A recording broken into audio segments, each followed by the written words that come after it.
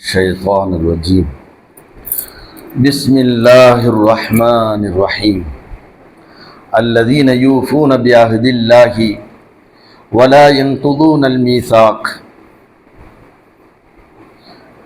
الذين يوفون بعهد الله அல்லாஹ்வுடைய ஒப்பந்தத்தை அவர்கள் நிறைவேற்றுவார்கள். வலா யன்குதூன அல் மீசாக, எடுத்த ஒப்பந்தத்தை அவர்கள் முறிக்க மாட்டார்கள். 13வது அத்தியாயத்துடைய 20வது இந்த வசனத்தில் இதற்கு முந்தைய அந்த வசனங்களை சொல்லும் பொழுது அஃபமை யஅலம் அன்னமா உன்சில இலைக மின் ரப்பிக்கல் ஹக்கு கமன் ஹுவ அமா என்று சொன்னார்.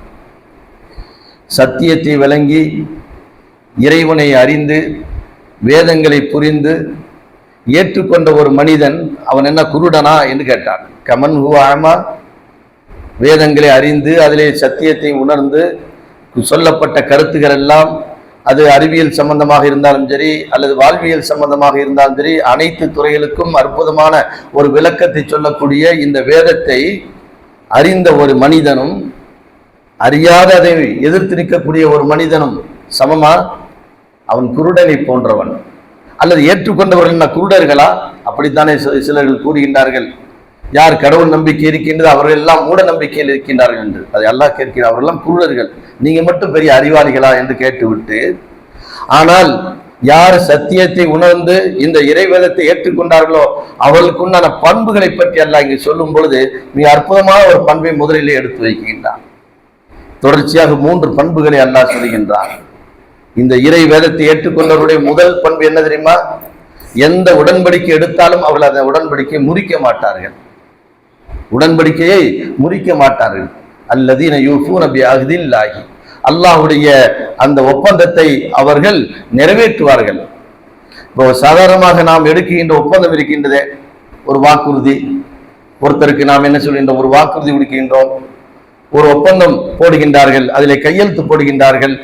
அந்த ஒப்பந்தத்தை என்ன செய்வார்கள்? மூமின்கள், இறை நம்பிக்கையாளர்கள், இறைவனுடைய வேதத்தை ஏற்றுக்கொண்டவர்கள் அதை நிறைவேற்றுவார்கள். அதான் அவருடைய பண்பு.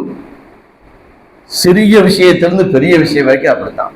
ஒரு தனி மனிதனாக இருந்தாலும் சரி, அல்லது ஒரு ஜமாத்தின் மூலியமாக எடுக்கப்படக்கூடிய ஒரு ஒப்பந்தமாக இருந்தாலும் சரி, அல்லது ஒரு நாட்டை ஆளுகின்றவர்கள் இன்னொரு நாட்டுக்கு மத்தியிலே நடக்கின்ற ஒப்பந்தங்கள் இருக்கின்றது. இந்த ஒப்பந்தங்களை எல்லாம் முழுக்க முழுக்க நிறைவேற்றக்கூடியவர் யாரு? மூமின்கள். மூமின் அல்லாத எவரும் அந்த ஒப்பந்தத்தை என்ன செய்ய மாட்டார்கள்? ஒப்பந்தம் என்றே அதை நினைக்க மாட்டார்கள். இது இறைவனிடத்தில் எடுத்த ஒரு ஒப்பந்தம். ஒரு மனிதன் இன்னொரு மனிதனிடத்தில் எடுத்த ஒப்பந்தமாக இருந்தாலும் அந்த ஒப்பந்தம் யார் சாட்சியாக இருக்கின்றார்? அல்லாஹ் சாட்சியாக இருக்கின்றான். தன்னை படைத்த இறைவன் அங்கே சாட்சியாக இருக்கின்றான் என்ற அடிப்படையில் தான் அவர்கள் எடுக்குகின்ற ஒப்பந்தங்கள். இன்றைக்கு நாட்டுக்கு நாடு என்ன செய்கின்றார்கள்? உடன்படிக்கை செய்கின்றார்களே, எல்லை மீறக்கூடாது, இதுவரைக்கும் என்னுடைய எல்லை, இதுவரைக்கும் உன்னுடைய எல்லை என்று இந்த எல்லை மீறாமல் இருப்பதற்குண்டான ஒப்பந்தங்கள் இருக்கின்றதே, அந்த ஒப்பந்தங்கள் எல்லாம் இன்றைக்கு என்ன செய்கின்றார்கள்? காற்றிலே பறக்க விடுகின்றார்கள். எல்லா ஒப்பந்தங்களும் எடுப்பார்கள், ஆனால் எடுத்த ஒப்பந்தத்தை நிறைவேற்றுவார்களா? இன்றைக்கு அதான் நடந்து கொண்டிருக்கின்றது. அநியாயமும் அக்கிரமங்களும் அட்டூழியங்களும் தலைவிரித்து ஆடுவதற்கு என்ன காரணம்?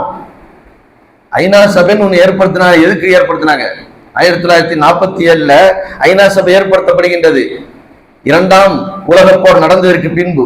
இனிமேல் இப்படி ஒரு அணுகுண்டை போடக்கூடாது, மக்களை அழிக்கக்கூடாது, நாட்டுக்கு நாடு என்ன செய்யக்கூடாது, போர் செய்யக்கூடாது அப்படிங்கிற அடிப்படையில் தான் ஐநா சபை ஏற்படுத்தப்பட்டது. அந்த ஐநா சபை எல்லா நாடுகளும் உறுப்பு நாடுகளாக இருந்தால் ஒரு நாடு இன்னொரு நாடை என்ன செய்யக்கூடாது, தாக்கக்கூடாது. உள்நாட்டு பிரச்சனைங்கிறது வேறு.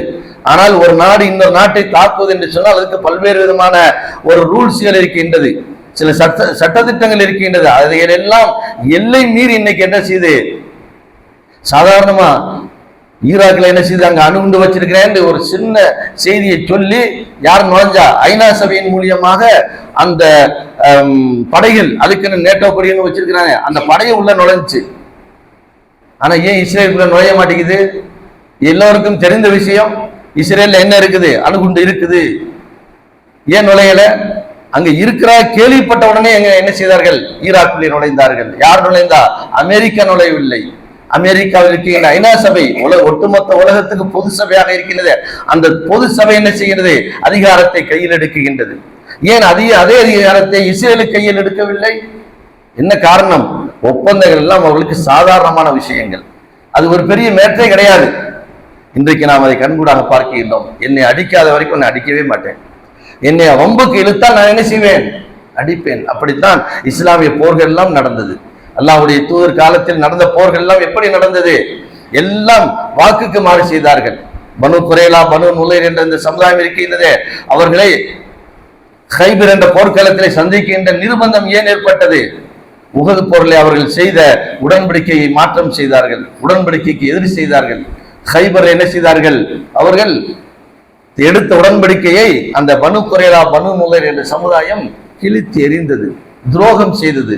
பிறகு நபிகள் ஸல்லல்லாஹு அலைஹி வஸல்லம் என்ன செஞ்சாங்க? போர்களை சந்தித்தார்கள். இப்படித்தான் உலகத்தில் எல்லாமே நடந்து கொண்டிருக்கின்றது. இது சாதாரணமான விஷயம் அல்ல.